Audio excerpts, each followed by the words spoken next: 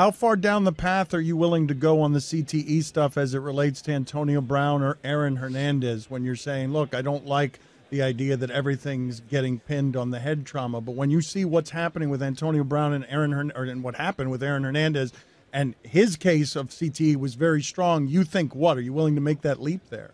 Well, there's also, I mean, I bet you if you cut me open right now, Dan, I got tau protein in my head. My pops, too. I'm acting completely normally. I'm not denying the physical manifestation of what you see when you post-mortem cut somebody open and they've got this terrible thing going on in their brain. But what I think we think we're further along than we are on predicting behavioral outcomes. And when you watch something like an Aaron Hernandez documentary, would take it for what it's worth, there were a ton of stressors and traumas in that guy's life.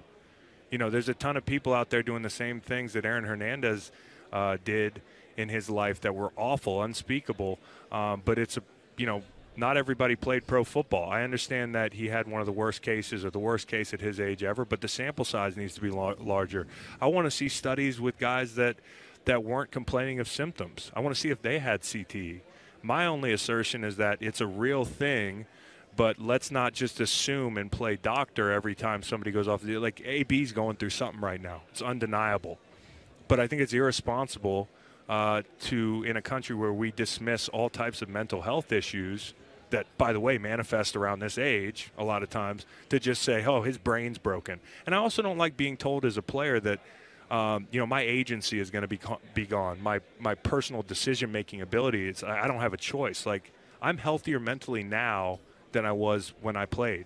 And, also when the CTE stuff came out, I started freaking out, and that can be a self-fulfilling prophecy. You're like, well, I'm going to die early. I'm going to lose my mind and start killing people. That's not true. For every Aaron Hernandez, there's an Alan Page or a Jack Kemp or like somebody that lives their whole life and they're productive. So I'm not denying it. I'm not one of these, tinfoil CTE deniers. That's disrespectful. But it's also disrespectful to assign everybody who's going through something with the head trauma thing.